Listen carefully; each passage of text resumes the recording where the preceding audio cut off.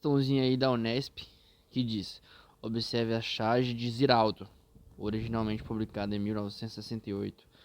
Ai ou AI-5, te cuida que a barra tá pesando para as cobras. E aí o elefante diz: mas eu não sou cobra, mas eu não sou cobra. Prova para eles. O que nós temos aqui é essa ideia de cobra aqui, o Ziraldo.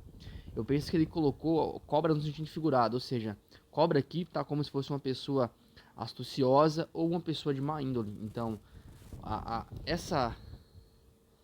o elefante não é uma cobra, e ele disse que ele não é uma cobra. É como se o elefante fosse alguém que é contrário ao regime militar. Como se fosse contrário ao regime militar, ou seja, ou às vezes também não é contrário. Então, mesmo que você não se opõe ao regime, não diz nada do regime, mesmo que você tenha um posicionamento mais neutro, parece que você tem que provar para eles que você tem esse posicionamento neutro, entende? Isso aqui mostra uma espécie de repressão. E aí diz: o diálogo entre o elefante e as cobras associado à decretação do ato constitucional número 5, tá? Primeira coisa que nós devemos prestar atenção aqui é o seguinte: quem foi Ziraldo? Por que ele é tão importante para a nossa história?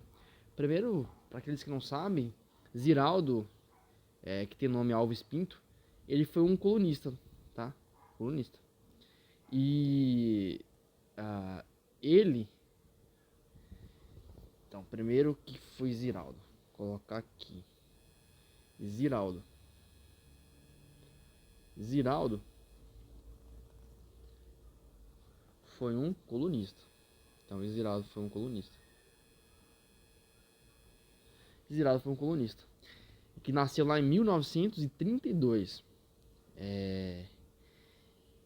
Outra coisa que nós não sabemos é que Ziraldo, ele é criador do Menino Maluquinho. Ele é criador do Menino Maluquinho. O Menino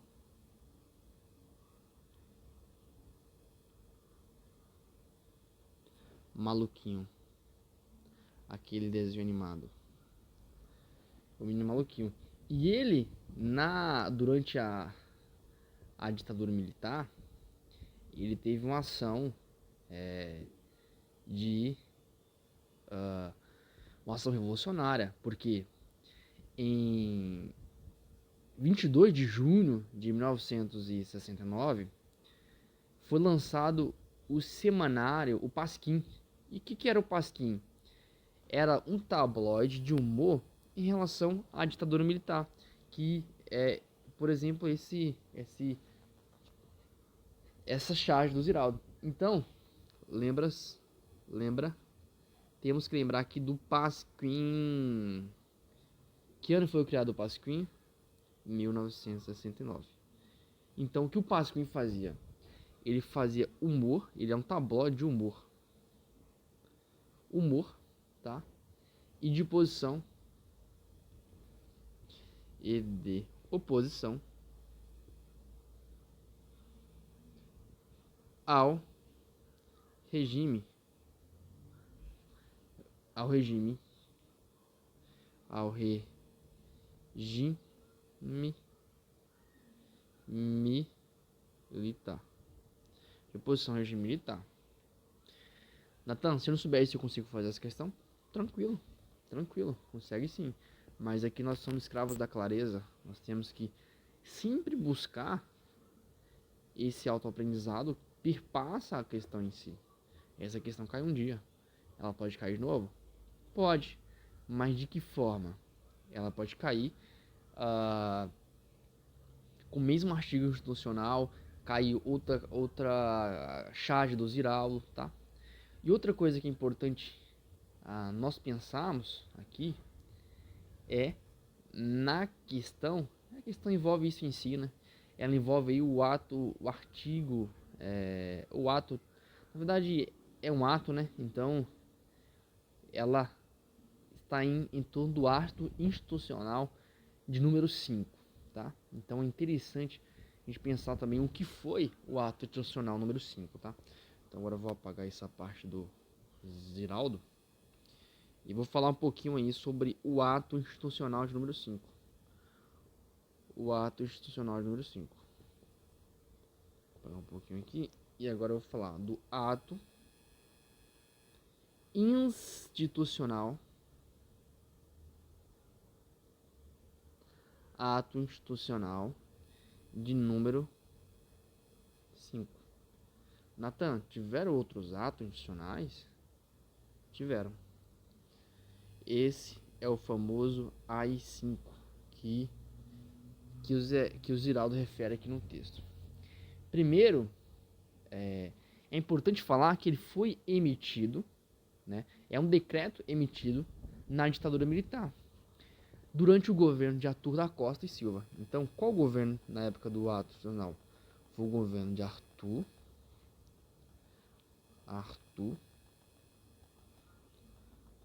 da Costa e Silva. Arthur da Costa e Silva.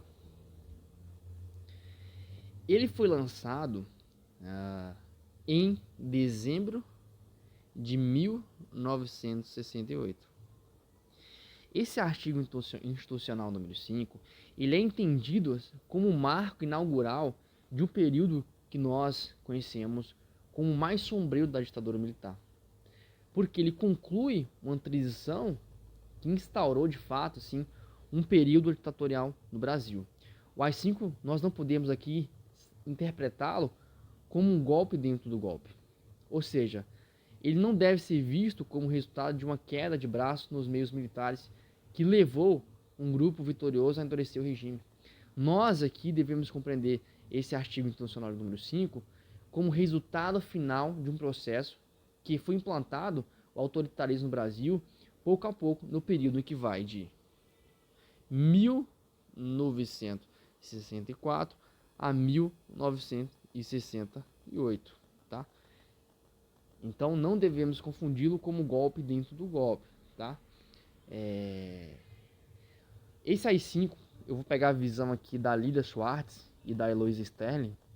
O que ele era? Ele é uma ferramenta de intimidação e medo.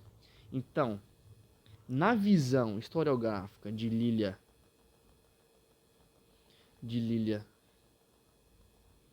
Schwartz e também de Heloísa Starling, o que era o artigo institucional número 5? Ele é uma ferramenta de intimidação pelo medo.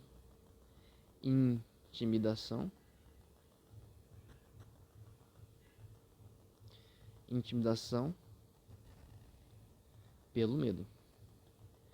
Intimidação pelo medo. Tá? Então, princípio básico. Então devemos entender isso. Agora o que é interessante falar é que esse ato institucional teve consequências. O que foram as consequências do ato institucional? Número 5 específico. Tivemos pessoas perderam o direito político. Então a perda do direito político é uma dessas consequências. E tivemos também 5 juízes de instância, 95 deputados e 4 senadores que perderam seus mandatos. Então aqui eu vou apagar essa parte aqui, tá? E vou pensar com vocês aqui na questão das consequências, que é o que mais importante nós devemos saber sobre a arte institucional número 5. Lógico, estou respondendo a questão, vamos um pouco mais devagar, tá? Então, qual foi a grande consequência do ato? Qual foi a consequência?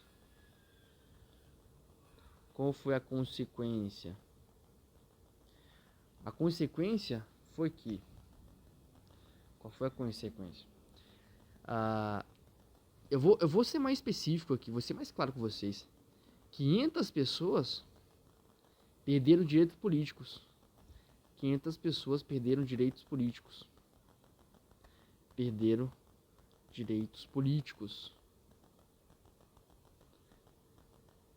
cinco juízes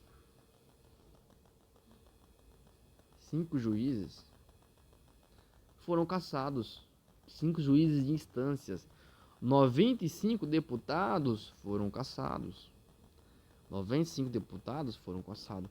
4 senadores perderam seus mandatos. Então, perderam o mandato. Essa é a consequência brutal desse ato institucional, tá? E sem contar que intelectuais, artistas passaram a ser perseguidos. E temos aí um número, né? Que 66 professores universitários foram demitidos sem justa causa, entende? Por conta do AI-5. Indo especificamente para a questão. O diálogo entre o elefante e as cobras, associada à decretação do ato institucional número 5, sugere que a alienação de parte expressiva da sociedade ante o cenário político e a difusão de notícias falsas. Primeiro aspecto aqui. Não há texto em nenhum momento ele fala da difusão de notícias falsas, das fake news. A alienação de parte expressiva da sociedade ante o cenário político. Além disso, ele não mostra uma alienação política. Essa alienação, ela não existe.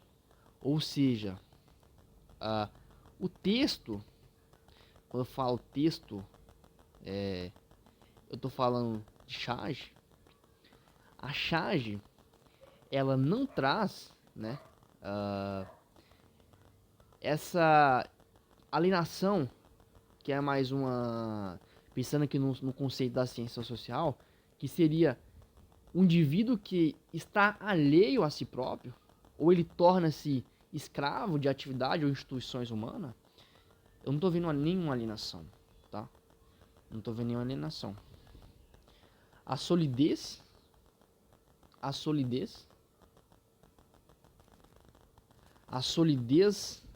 das instituições políticas. Opa, calma aí. As instituições políticas sólidas, republicanas e a disseminação do mesmo pelos traidores dos interesses nacionais.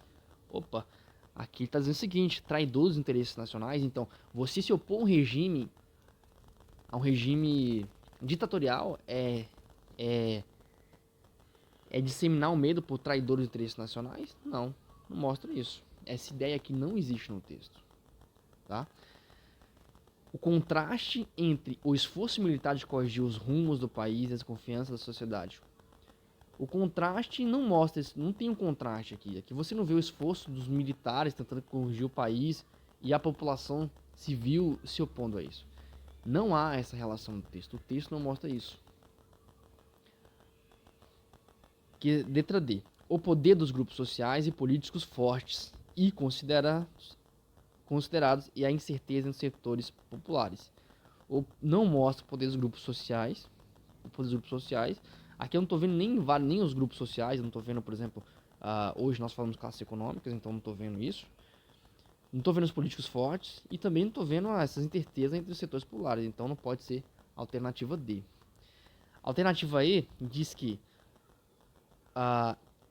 essa imagem sugere o distanciamento entre a sociedade e o regime político. Pode ser? Pode, porque ele fala, ó, te cuida que a barra tá pesando para as cobras. Então, diálogo entre a sociedade. E você vê que ele fala, não sou cobra. Eu não sou cobra. Ou seja, existe aí um distanciamento entre a sociedade e o regime político. E a dissolução das garantias do direito democrático. Sim.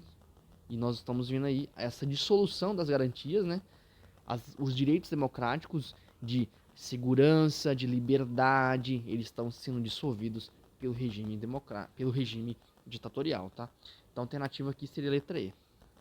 E, assim, um resumo geral do que seria essa questão e do que ela aborda aqui. Seria o seguinte: o que nós temos que pensar nessa questão?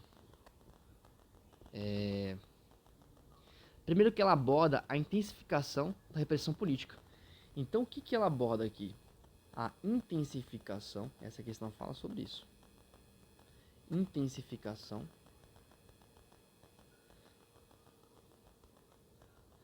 da repressão, intensificação da repressão na ditadura e especificamente após os 5, tá? Após o artigo constitucional número 5. A.T. ditadura militar. Após o que? O artigo constitucional número 5. Esse cartoon, ele faz uma referência à violência de órgãos de segurança na busca de subversivos, ou seja, na busca de traidores, mesmo quando ele não está envolvido com a oposição. É aquilo que eu expliquei no início. Esse indivíduo pode ser ou não o contrário, mas ele é um elefante, mas estão dizendo que ele é cobra, tirar a sua identidade dele. Ele pode ser favorável ao regime ou não. Mesmo assim, existe um órgão institucional que diz que você pertence ao regime sem nenhuma prova legal, sem uma prova visual ou uma prova cabível, tá? Então essa é a resposta alternativa E.